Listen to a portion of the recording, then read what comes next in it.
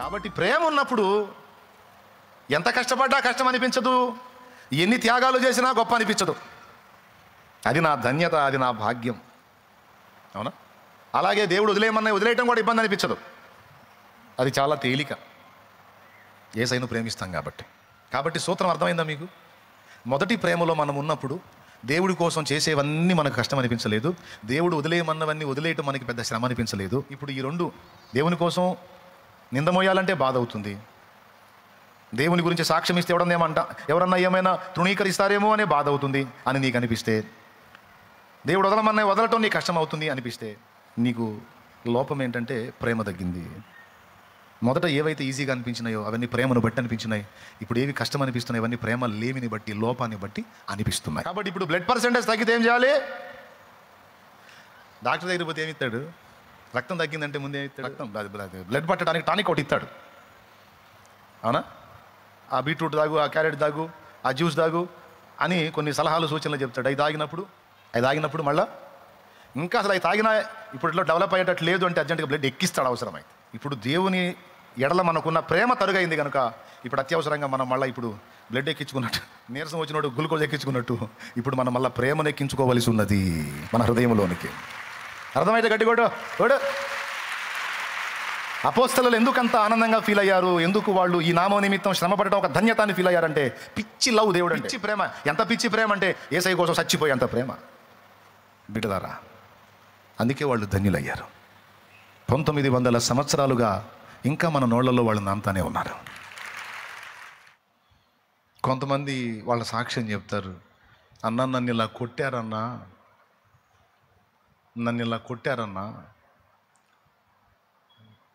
ఇలా నన్ను ఈడ్చారన్నా అంటే నాకు కొంచెం ఫీలింగ్ వచ్చింది వెంటనే.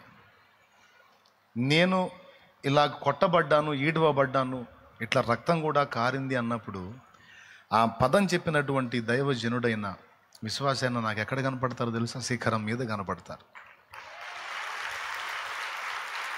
నేను చాలా ఫీల్ అవుతాను, ఎందుకంటే అబ్బా నాకు దక్కని అనుభవం ఈ బిడ్డకు దక్కిందే. అర్థమైందా? నాకు దక్కలేదే ఇలాంటి అనుభవం. యేసయ్య కోసం దెబ్బలు తిన్నాడా? యేసయ్య కోసం రక్తం కార్చాడా? యేసయ్య కోసం ఏడవబడ్డాడా? అంత జరిగి కూడా విశ్వాసంలో ఉన్నాడా? అంత జరిగి కూడా ఇంకా దేవుని సేవలో నిలబడ్డాడా? అయ్యో అమ్మో, ఈయన సామాన్యుడు కాదు. యేసయ్య కోసం దెబ్బలు తినటం అంటూ ఇతను ఎదుర్కొన్నాడంటే, ఆ నామం నిమిత్తం దెబ్బలు తినడానికి ఇతడు పాత్రుడుగా ఎంచబడ్డాడంటే, ఇతడు నాకంటే ధన్యుడు, నాకంటే గొప్పవాడు అని ఫీల్ అవుతాడు.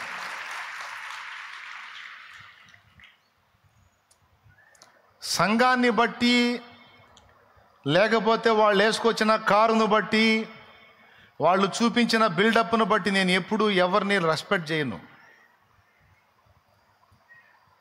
దేవుని నామము నిమిత్తము దెబ్బలు తిని, అవమానం పొంది, శ్రమ పొంది, దైవ సేవలో ఉండి చిన్న సంఘము చేసిన, చిన్న పరిచర్య చేసినా సరే ఆ దైవజనుడు నాకంటే గొప్పగా నేను ఫీల్ అవుతా.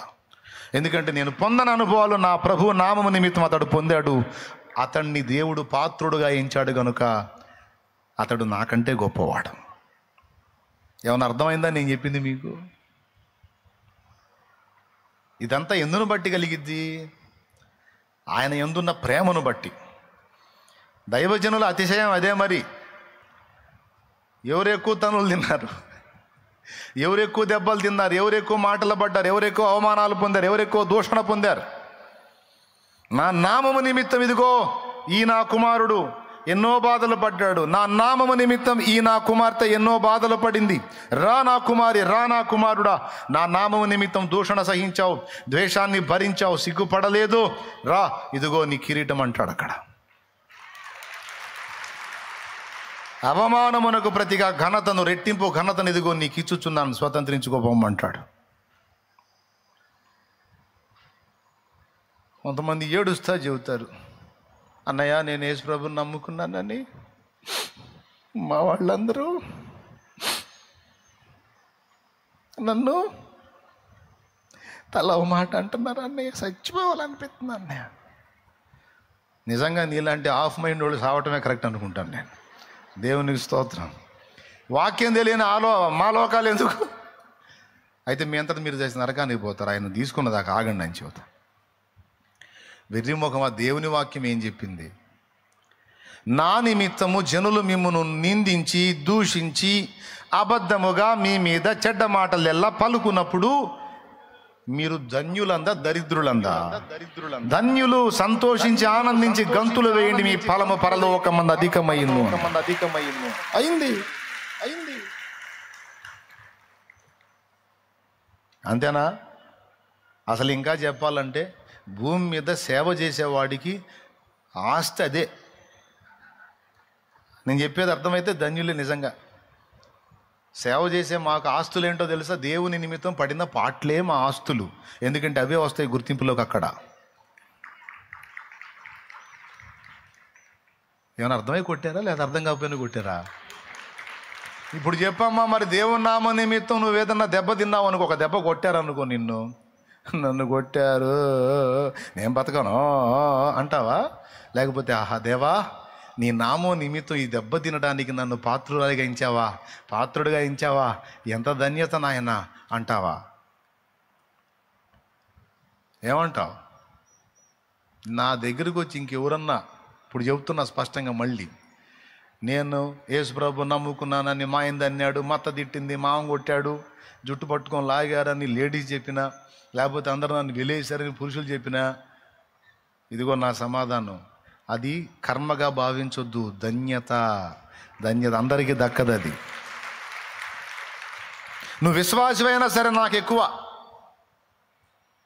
అన్నా, నేను ఇదిగో క్రీస్తు నిమిత్తం దెబ్బలు తింటున్నానన్నా అన్న విశ్వాసం నా దగ్గరకు వస్తే నేను అడిగి ప్రార్థన చేయించుకుంటా ఆ వ్యక్తి చేత. నేను చేయటం కాదు, నేను అడిగి ప్రార్థన చేయరా తల్లి, నువ్వు నా కోసం, నువ్వు నాకంటే శ్రేష్ఠురాలివని చెబుతా. మా ఇంటి దగ్గర పెట్టుకునేనండి, అన్నా నేను దేవుని నామ నిమిత్తం దెబ్బలు తిన్నానన్నా అని తమ్ముడా నువ్వు వస్తే ఇదిగో నీ చేత ప్రార్థన చేయించుకుంటా నేను. ఎందుకంటే నాకంటే ఎక్కువ నువ్వు పొందిన అనుభవాలు నేను పొందాల క్రీస్తు నిమిత్తం.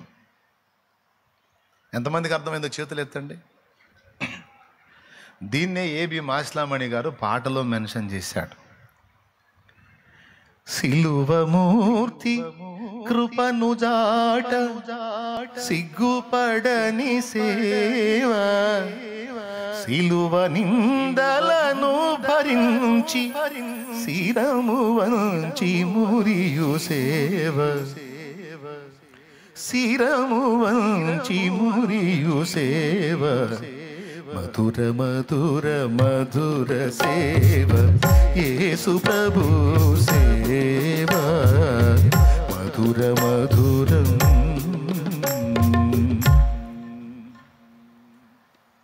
ఇప్పుడు చెప్పండి, దేవుని మీద నీకు నాకు మనకి సరైన లవ్ ఉంటే, ప్రేమ ఉంటే, ఇక ఆయన కోసం మనం చేసేవి మనకు కష్టం అనిపిస్తాయా, ఇబ్బంది అనిపిస్తాయా, భాగ్యం అనిపిస్తుందా?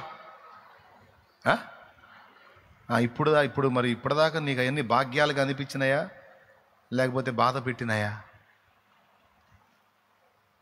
బాధగా ఫీల్ అయ్యావు కాదు, వాళ్ళు అలా అన్నారు, వీళ్ళు ఇలా అన్నారు, నాతో ఎవడు మాట్లాడట్లా, నాతో ఎవరు బలకట్లా అని ఫీల్ అయ్యావు కాదు.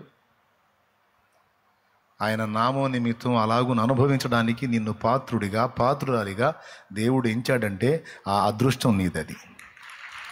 ఇంకొకళ్ళకి దక్కని అదృష్టం నీకు అది. ఎంతమందికి ఉంటుందండి దేవుని నామ నిమిత్తం దెబ్బలు తినే అవకాశం, కొరడా దెబ్బలు తినే అవకాశం, ప్రాణం పెట్టే అవకాశం, దూషణ భరించే అవకాశం రేర్. లోక జ్ఞాని అపహసించు శోకమూర్తి సేవ, లోక జ్ఞాని అపహసించు శోకమూర్తి సేవ, లోక నిందలను భరించి లోకమును జయించు సేవ, లోకులను దీవించు సేవ, మధుర మధుర మధుర సేవ, యేసు ప్రభు సేవ, మధుర మధుర. ఇప్పుడు చెప్పండి, దాడికి దెబ్బలకు ఏడవాలా, లేకపోతే ఆ భాగ్యమని భావించాలా? దేవుని నిమిత్తము శ్రమపడిన అనుభవాలన్నీ కూడా నీకు నాకు ఒకవేళ అవి కలిగితే అవి భాగ్యం, అవి ధన్యత. ఎందుకో తెలుసా? రేపు రాజు మెచ్చుకుంటాడు. ఎవడంటారు? ఎవరో తెలుసా? నా నిమిత్తం కొరడా దెబ్బలు తిన్నాడురా, నా నిమిత్తం దెబ్బలు తిన్నాడురా, నా నిమిత్తం మాటలు పడ్డాడురా, నా నిమిత్తం నడి వీధులలో ఈడవబడ్డాడు, నా నిమిత్తం దెబ్బలు తిందిరా, మాటలు పడింది, నడి వీధులలో ఈడవబడింది. నా బిడ్డరా, నా కూతురు, నా కుమారుడు, నా వారసుడురా, నా కోసం నన్ను ప్రేమించి, ఎంత ప్రేమ తెలుసా? అన్ని కొట్టినా, అంత దూషించినా, అంత ద్వేషించినా నన్ను వదలలేదురా. అడుగుతాడు, ఏం నీకు అప్పుడేం ఇబ్బంది అనిపించలేదా? ఏం ఫీలింగ్ కలగలేదా? నీకు బాధ కలగలేదు? ఎందుకు బాధ ప్రభువా? అయ్యో, నీకోసం ఒక మాట పట్టో నా అదృష్టం కదా, నీకోసం ఒక దెబ్బతింటో నా అదృష్టం కదా, నాకెందుకు బాధ? దగ్గరగా తీసుకొని ముద్దాడతాడు యేసయ్య. రా అని ముద్దాడతాడు.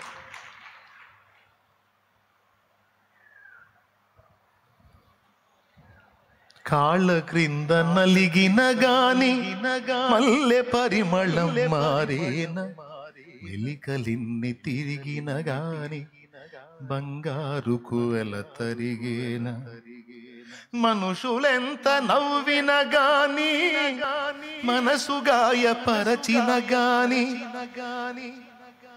మనుషులెంత నవ్విన గాని మనసు గాయపరచిన గాని, యేసు మనసులో నీ స్థానం ఎన్నడైనా మారేనా?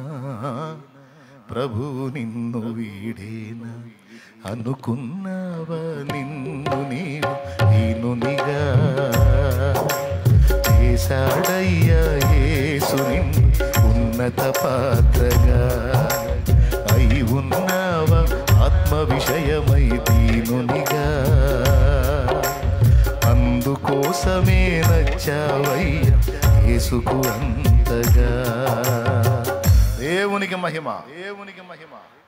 హల్లెలూయా. కాబట్టి ప్రేమ ఉన్నప్పుడు ఎంత కష్టపడ్డా కష్టం అనిపించదు, ఎన్ని త్యాగాలు చేసినా గొప్ప అనిపించదు. అది నా ధన్యత, అది నా భాగ్యం. అవునా? అలాగే దేవుడు వదిలేయమన్నా వదిలేయటం కూడా ఇబ్బంది అనిపించదు, అది చాలా తేలిక. యేసయ్యను ప్రేమిస్తాం కాబట్టి సూత్రం అర్థమైందా మీకు?